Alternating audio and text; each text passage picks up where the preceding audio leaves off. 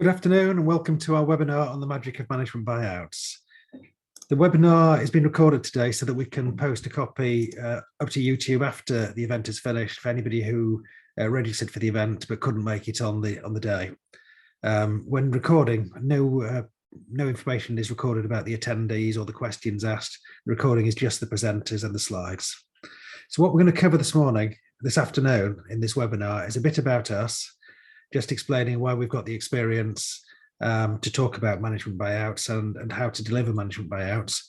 My colleague Greg Barker is then going to take us through most of the content, starting with the magic ingredients for an MBO, looking at it first from the vendor's perspective and then the management team's perspective.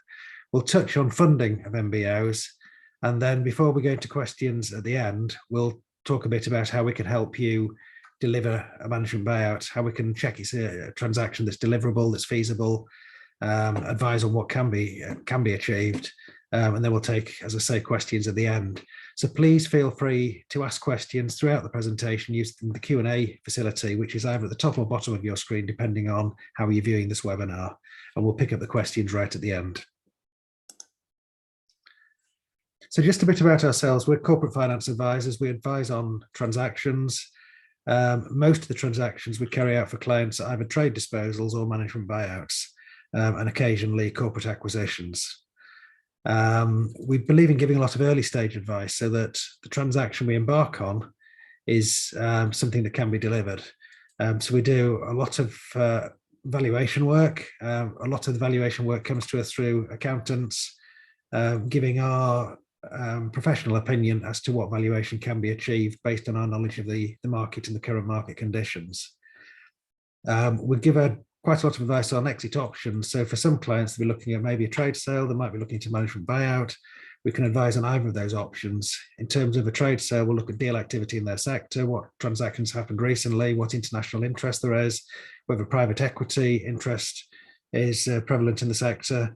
If it's a management buyout, we'll look at what sort of deal value can be achieved, what can be funded, how much would have to be on deferred terms.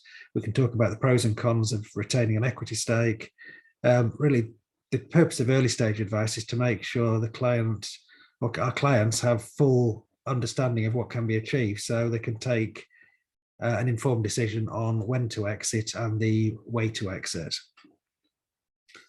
Our main service is lead deal advisory. So once the client has decided to embark on a transaction, it's taking them through that transaction from start to finish. And if it's a trade sale process, it's doing detailed buyer research, using powerful subscription databases to identify the best potential buyers worldwide based on the information sources available to us. If it's management buyouts, it's advising how to structure the transactions, how to fund the transactions, how much will be on deferred terms, when the deferred consideration could be paid, etc. Often fundraising is part of an assignment, particularly management buyouts and corporate acquisitions. And we stay involved all the way through the process, from the start of the transaction, through the fundraising, through agreeing heads of terms, through the legal process, to ensure we can help our client get the deal across the line. Not at any cost. The deal has to be right for our client to get it over the line. We're getting deals over the line. We're in our 22nd year now. As a team, the three of us shown on that slide have worked together for over 10 years and enjoy doing what we do, enjoy helping clients achieve their aspirations when it comes to exit, and helping management teams at the start of their equity adventure when they get the opportunity to carry out a management buyout. This slide shows some of the management buyouts we've acted on. There's many more. All the management buyouts we've acted on are shown on our website, and you can click on the same thumbnails on the website, and it'll tell you about each one of those transactions if any of those stand out as being of interest to you. So I'm handing over to Greg at this stage, and then I will come back in at the end just to talk a bit about how we can help and to answer questions. So as I say, if you've got questions, please feel free to ask them as we go along using the Q&A facility. Thanks, Greg. Thanks a lot for that intro, Andrew. Afternoon, everyone. So I'm going to talk through management buyouts and how we see them from the point of view as advisors. I'm going to start off talking about what we see as the magic ingredients for management buyouts before moving on to the magic features of management buyouts for both sellers and buyers, and then sort of finish off by looking at how management buyouts are typically funded. So first of all, what are the magic ingredients for management buyouts? There aren't many to consider. The first one is that you need to have a profitable and cash generative business. And this is important because it's the business itself that will be funding the transaction. So most businesses do meet that criteria. The only businesses where a management buyout is difficult to achieve would be sort of early stage businesses or distressed and loss-making businesses. The second magic ingredient to look for is a situation where the owner is actively sort of looking to sell. And most of the management buyouts that we advise upon will be retirement situations where the owner of a business wants to sell as part of their retirement planning. And the third and final feature is you're looking for a business that has a strong and ambitious management team. In the SME market, it's rare that you have a fully formed management team that is capable of running the business without any input or involvement whatsoever from the business owners. In most situations, either the owners will be actively sort of involved in running the business day to day, or maybe involved in an oversight capacity. And a management buyout gives an opportunity for owners to sell their business whilst retaining some involvement in the management of the business and gradually winding down towards retirement. It doesn't need to be the case that the management team is fully formed. It might be possible to sort of train or strengthen the management team, or bring in additional managers to bolster the management team in advance of a buyout. So those are the main sort of ingredients to look for. Just moving on to the next slide. So here I've noted the first of what we call the magic features of management buyouts for vendors, and this is management buyouts often give an opportunity to realise the maximum value for their business. So sometimes there's an automatic sort of thought that selling a business to a trade buyer will always sort of give the highest possible value. And sometimes that's the case. Sometimes the situations where buyers are prepared to pay a premium over and above a business's standalone value because they can benefit from cross-selling opportunities or cost savings by combining a business with their own group.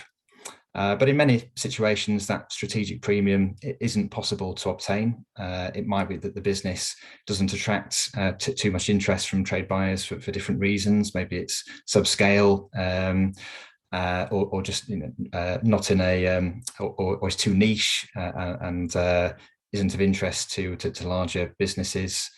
But where contrast that with a management buyout. Vendors can often achieve a higher price because they're in a strong position when it comes to negotiating a deal with their management team. If you contrast that with a trade sale, often trade buyers will be looking at several different possible targets and may only pursue one of those, the one that perhaps is the best fit or offers the best overall sort of terms. Contrast that with a management buyout. The management team in a business, they're only ever going to get the opportunity to buy or to be involved in one buyout, the business they're currently working for.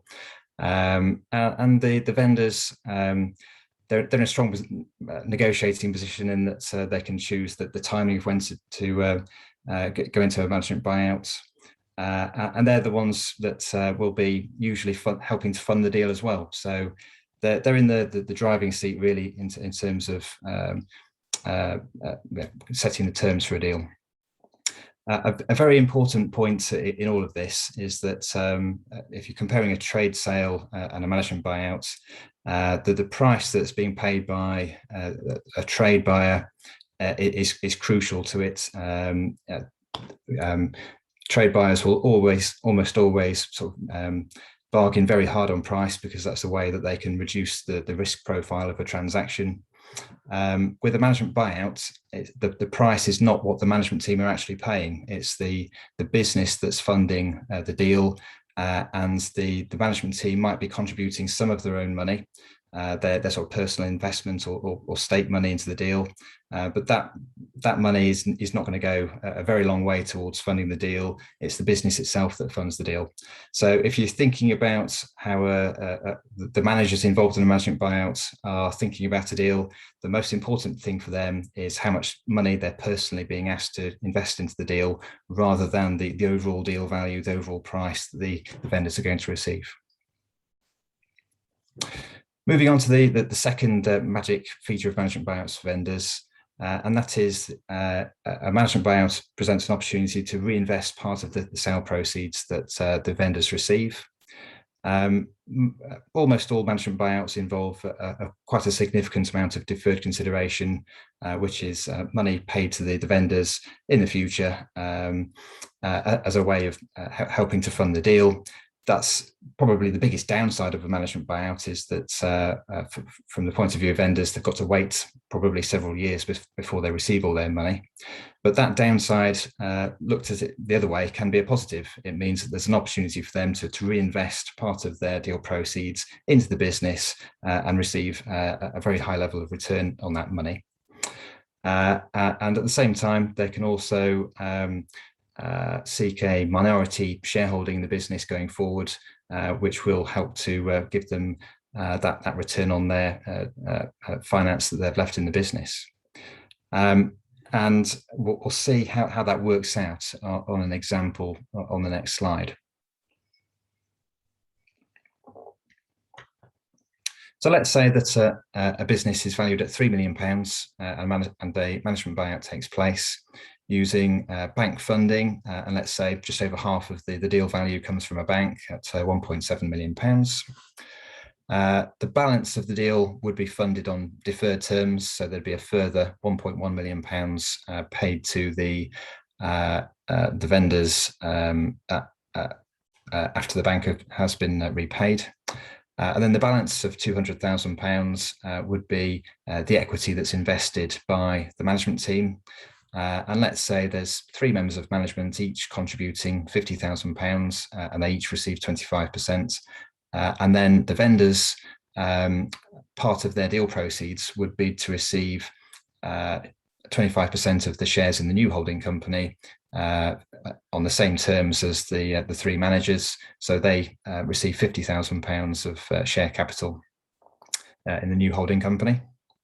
So in this particular example, the vendors would receive £1.85 million of cash at completion. They would receive deferred consideration of £1.1 million, probably several years into the future after the bank has been repaid. And let's say that the business doesn't or retains its same value going forward. It's still worth £3 million in a few years' time, once all the bank debt and deferred consideration has been paid off. The 25% stake that the vendors have received would in that case be worth £750,000. And therefore, adding together each sort of component part of the deal value, the vendors would have received a total of £3.7 million over that period of time. So rather than selling their business for £3 million cash on day one, they've actually reinvested £50,000 into the business, or £1.15 million, including the deferred consideration, and received a total of £3.7 million overall, a 23% premium over and above the deal value. Moving on to the third reason, one of the key attractions of management buyouts for vendors is that you know who you're selling to. In most cases, the vendors will have worked with the management in the business for a number of years. They will know and trust the individuals involved. And it makes for an easier deal than going out into the market and looking for a third-party buyer who you've then got to sort of start from square one and form a sort of trusting relationship with. It avoids the time and expense and the risk involved of going out and looking for a trade buyer, which can take many months or years to find the right one. It can be an expensive process involving advisors and brokers to go out and introduce potential buyers. There is a risk involved, both in terms of confidentiality. You might find that if you're looking for a buyer for your business, that becomes public knowledge and rumours spread in your markets. With a management buyout, it's far more discreet. You can keep the process in-house and only involve people who need to know about it. In many cases, there's no desire at all to go out and find a third-party buyer. I'm thinking particularly in the case of family businesses where the younger generation in the family are sort of taking responsibility for managing the business, and a management buyout is a fantastic way of putting the equity of the business in the hands of the managers who are actually running the business day to day, and ensuring that all members of the family are treated fairly. The fourth magic feature of management buyouts for vendors is that it gives an opportunity to secure their legacy. And legacy is a word that comes up time and again when we're talking to clients when they're thinking about their exit options. It's not just a financial transaction to secure the best possible terms when it comes to selling their business. Soft factors come into play as well. There's almost always a desire for the company to remain independent, if at all possible, and retain its name and retain its ethos, look after its customers in the same way as it always has done, and make sure that the staff in the business are well looked after, and there's no job losses, which is sometimes a feature of trade sales. If a business is absorbed into a larger group, then there is quite often efficiency savings going on. Management buyouts can also provide the catalyst for driving a business forward, and that's just down to the sort of natural life cycle of a business. It might be that the founders of the business have grown it to a certain size that they're comfortable with, and there just isn't that desire to sort of take the business on to the next level. With the management buyouts, there's new people involved with fresh ideas, and often more motivation to grow the business to the next level and generate the return they need. And as I've mentioned before, with a management buyouts, there's an opportunity to reinvest part of the sale proceeds, take a minority shareholding in the business going forward, and retain an ongoing role and influence, which is something that many business owners look for. They don't want necessarily to have an abrupt end to their career where they've provide a short handover period to a trade buyer and then exit the business completely. Sometimes a gradual exit over a number of months or years is preferred, where the management team can be responsible for the day-to-day running of the business, but the original, the former owners are still there in the background, maybe in a non-executive capacity to mentor the management team and provide that sort of support, and also look after their investment if they have left some money in the business on deferred terms.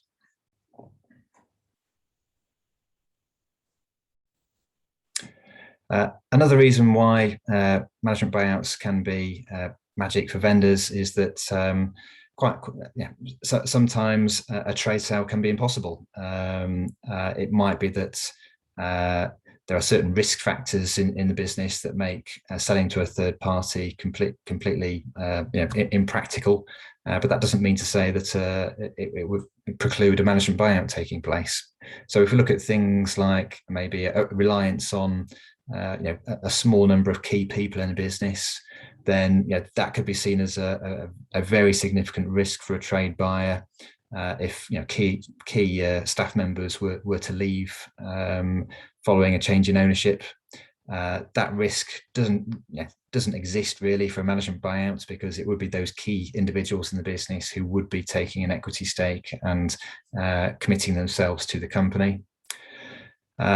Very often we come across businesses where there's a high degree of customer concentration. So the business might be reliant on a handful of very significant customers, and if any one of those were to leave for any reason, it would have a very substantial impact on the profitability of the business. That would be a key risk for a trade buyer. Whereas for a management team, yes, it would still be a risk, but they would look at it in a different way. So it's likely that they would be the people responsible for those key relationships with those key clients. So they would understand the risks a lot better. The risk of those customers leaving would be reduced, because it would be business as usual with the management buyout. There wouldn't necessarily need to be any changes, and no reason why a customer would look to change supplier. And also, as I mentioned at the outset, the way that management buyouts are structured and funded would have an impact with a trade buyer. They're taking on all the risk on day one. They're funding the deal completely. With a management buyout, the managers are putting in some of their own money, but the deal is largely being self-funded by the business itself, and therefore the level of risk being taken by the managers is much reduced. Moving on, a further benefit of management buyouts for sellers is there's a much greater degree of control over the process compared to a trade sale. With a trade sale, we can normally be fairly sort of confident at the point of taking a business to a market as to the level of interest we're going to get and what sorts of offers are likely to be obtained, but it can never be guaranteed. There's always some uncertainty over exactly how a trade sale process is going to pan out, how long it's going to take, and the exact details of the offers that come about. Compare that with a management buyout process. There's an opportunity for the vendors of a business to take advice at a very early stage, set a sort of a price for the business that they are comfortable with, shape the deal in a way that suits them. So it might be that they don't want to include private equity, for instance, or they want to retain an equity stake. Those things can be worked into a deal. It's possible to structure the deal so the owners retire from the business in a phased manner, and also if an MBO is communicated to the management at an early enough stage, it can help to retain them in the business ahead of a management buyout taking place. So with a management buyout, there's an opportunity to, within reason, set the price for the business, determine how it's going to be funded, who's going to be involved in it, control over those factors, control the timing, and therefore the business owners know exactly what's going to happen over the next few years. So far, I've only talked about how great management buyouts are from the perspective of the business owners. Just moving on to how they can work for managers buying into their employer. The main benefit is what we call the gearing effect. So this is how a factor of how management buyouts are structured and funded. You've normally got a relatively small amount of equity funding going into a management buyout, and then the rest of the deal is funded through debt, and that could be bank debt or deferred consideration or usually a mixture of both of those things. So on this slide, I've sort of illustrated how the equity value, which is the amount of money invested by the shareholders of the company at the point of management buyout takes place, how that value typically grows over a period of time as part of a management buyout. So this is using the same numbers as the example I talked about earlier on a different slide. Let's say that the company is worth £3 million, and an equity investment is made in a new holding company of £200,000 at the point the deal happens. Maybe that's split between 4 managers, including the original owners who retain 25%. The rest of the deal value, £2.8 million, is funded through debt, a mixture of bank debt and deferred consideration. A typical sort of time scale for management buyouts to be repaid is about 5 years. So let's say the debt is gradually repaid over that period, and each year the amount of debt is chipped away at until it's all been repaid at the end of, say, year 5. At that point in time, the shareholders in the company have grown their initial £200,000 investment 15-fold up to £3 million. So yeah, that's a typical sort of example of how management buyouts work, and it shows the huge growth that can be obtained by the managers participating in a management buyout. And yeah, it also it illustrates how the business doesn't need to be a growing business. It doesn't need to be a business that's got a fantastic growth profile, even if it just ticks along, retains its same level of sales, makes the same level of profit over that 5-year period. It doesn't need to grow its overall value above £3 million. Even if it just stays the same, the management team can make a huge return on their investment.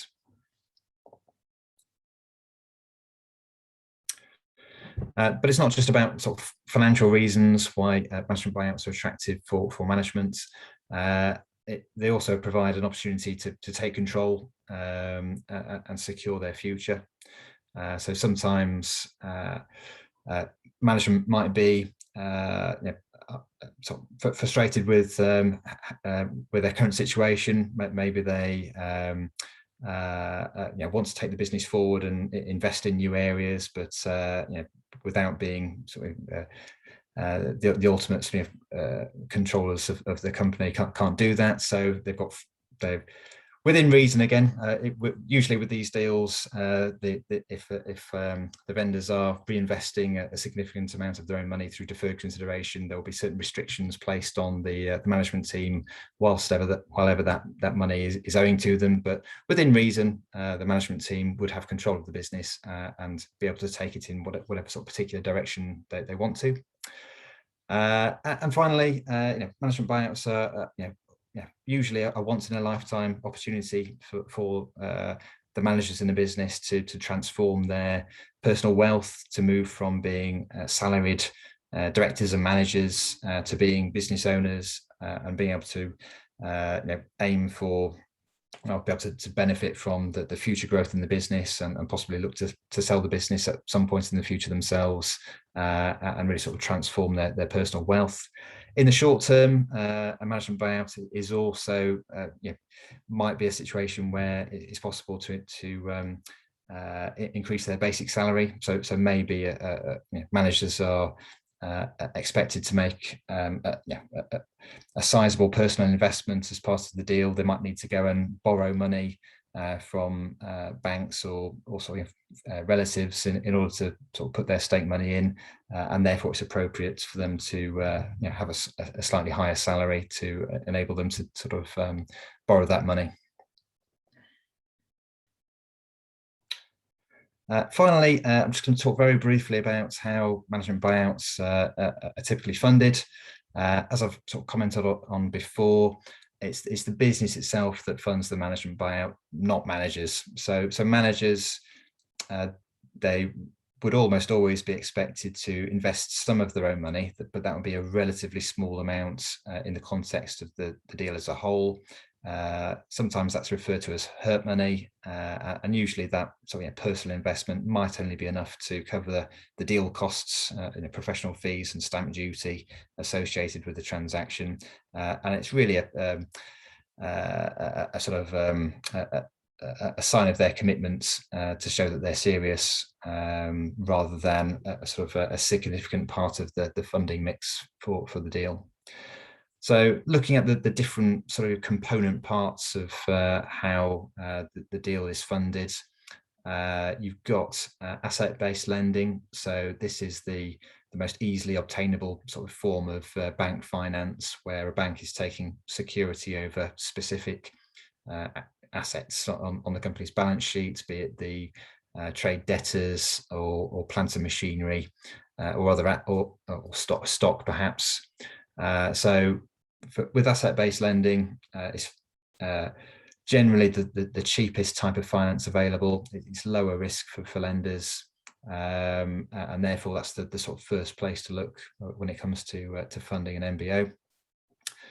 But it only goes so far, especially in the case of service businesses where there's a limited amount of assets on the balance sheet.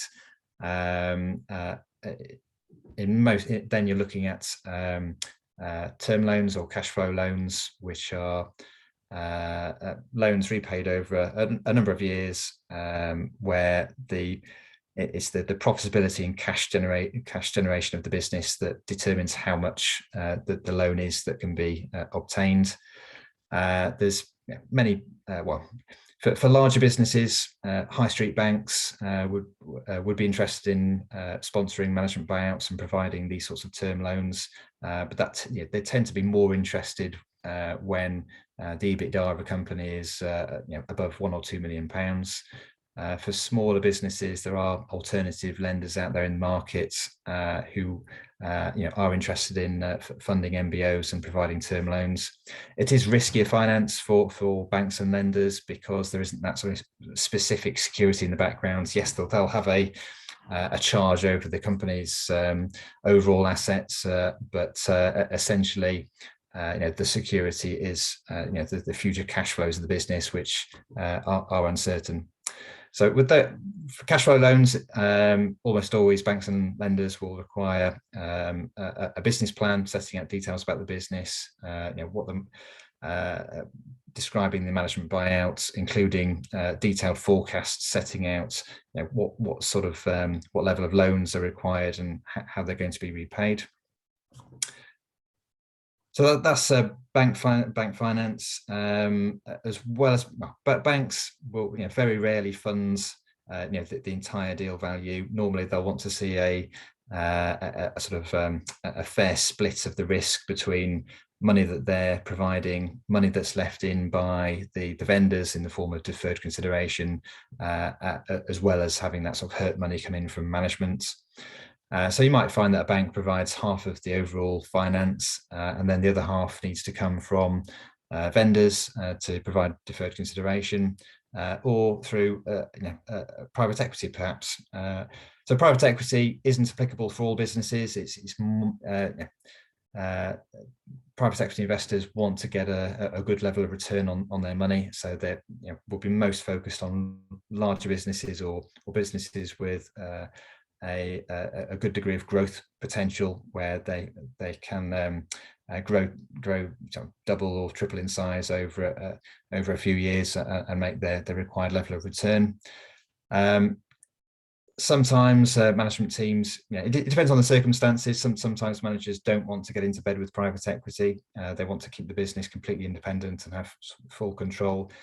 But for some businesses, it makes perfect sense to involve private equity in management buyouts, so that more money can be paid out to the vendors on day one, as well as providing additional capital to grow the business and really sort of take advantage of the growth opportunities that exist for a business. So it depends on the circumstances as to what the right sort of mix of funding is. And that's something that's we can talk through with business owners at an early stage and help them understand what a management buyout would look like for their situation. I'll hand back to Andrew at this point. Thanks, Greg. Just a reminder, if you wish to ask a question, please use the Q&A facility at the top or the bottom of the screen. We've had a couple of questions so far, but we can take more questions. So if you've got any questions, please use that facility, and we'll pick up on the questions in a couple of minutes' time. Just before I do that, I want to just cover how we can help, and we can help really in two ways. One is pre-deal, in helping you understand what is feasible, what is achievable, what can be delivered, and secondly, it's actually delivering the deal with our deal advisory services. So starting with MBO feasibility reviews, we do a number of these each year. Usually for clients who have already decided they wish to go down the MBO route. Often we're acting for vendors, sometimes management teams, but it's usually the vendors that ask us to do this work. So it's advising, as I say, usually the vendors on what sort of deal value can be achieved, and there's some flexibility on a management buyout in terms of deal value. So we'd start by doing a detailed valuation, which is then a starting point for discussions. We would give our professional view as to what sort of funding will be achievable. And sometimes we sound out funders as part of that work where it's not clear cut. And we'll lay out what sort of buyout can be achieved in terms of value, what sort of cash could be paid at completion. We'll talk about retained equity if that's something the vendors wish to consider and the management team wish to consider. We'll talk about deferred consideration, over what period that has to be paid, how much management equity is likely to be appropriate for management, and really give clarity as to what can be achieved through a management buyout. For some clients, they ask us to also compare their management buyout to a trade sale. And we can do that and do that, looking at what sort of valuation we think would be achieved through a trade sale. Would it be different to a management buyout? Would it be high? Would it be lower? What sort of deal activity there is in the sector, what deals have happened recently. And really, the whole point is to give clients the benefit of our experience and knowledge to make the right decision, to make an informed decision on which exit route to go down. Once a client has decided they wish to proceed, and in this case, we're assuming they wish to proceed with a management buyout, we will take them all the way through the process from the start to the finish. So we'll agree the terms. If we're acting with management, we'll agree the terms of the vendors. If we're acting for the vendors, we'll agree the terms of management. So usually the first stage is agreeing detailed heads of terms to make sure heads of terms tend to be non-binding apart from confidentiality and one or two other clauses towards the end of the heads of terms.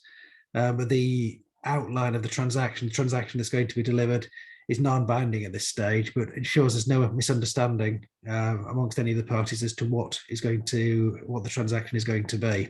So everybody's on the same hymn sheet, that both sets of lawyers can be briefed and understand the transaction and have the same understanding of the transaction. So we start with heads of terms, where funding is required, which is the case in most transactions, but not all. We do management buyouts which are funded just on deferred terms, where the vendors get paid over many years. And sometimes that's necessary because of the type of the transaction, but often we need to raise a substantial amount of funding. So we'll prepare a business plan in conjunction with our clients and the management team, and we'll prepare forecasts. We'll introduce appropriate funders who we've dealt with in the past usually, or funders that we know will have an appetite. We'll introduce a selection of funders and help in the presentations to funders and answering queries and evaluating the different funding offers. But we'll project manage all the way through. So we stay involved all the way to the end when the deal completes. So we'll work closely with the solicitors, we'll work closely with accountants doing due diligence, accountants giving tax advice. It's a team effort to bring a management buyout to a completion. And we enjoy doing the work we do. It's very satisfying. You tend to work with the same clients for many months, often nearly a year. And it's very satisfying to help them achieve their aspirations in terms of either an exit or a management buyout at the start of their equity journey. So at this stage, I'm going to ask Catherine to come in to host the question and answer session, and Greg and myself will aim to answer your questions. If you haven't asked a question yet and you'd like to, there's probably still just time to get a question in. But Catherine, can we start with the questions that have been asked? Yeah, thanks, Andrew. Hi, everybody. The first question is, relating to service-based businesses, and it's, do MBOs work with service-based businesses? Greg, do you want to take that one? Yes, certainly. Yeah, the answer is that MBOs are often seen in service-based businesses. We in fact advised on the MBO of a pharmaceutical testing business earlier on this year, and yeah, the funding mix it included a term loan from a bank because we were able to get them comfortable about the ongoing sort of revenues and profitability of the business. So yeah, I mean, you'll find that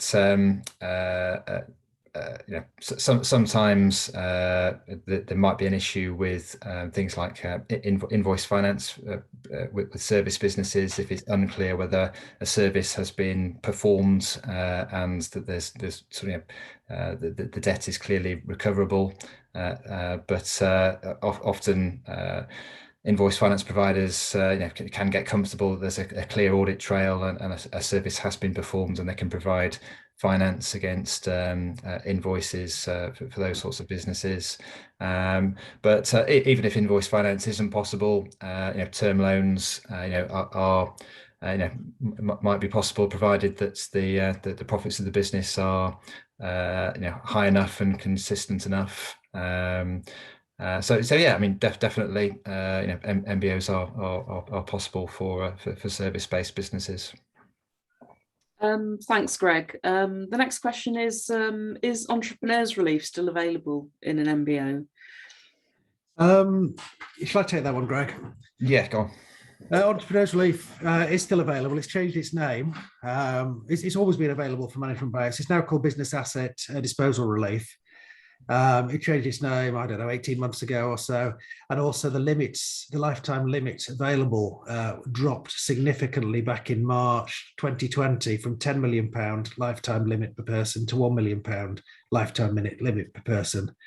The way entrepreneurs relief, or as they now call it, business asset disposal relief, works is it's now the first £1 million of qualifying capital gains are charged at currently 10%.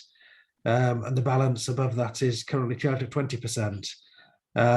We're expecting capital gains tax rates to go up for three reasons, really. One, the Office for Tax Simplification issued a discussion paper on capital gains tax back in November last year, so 13 months ago, strongly commenting on the difference between capital gains tax rates at 10%, 20% compared to the income tax you pay on dividends when you're an additional tax payer, which are much, much higher.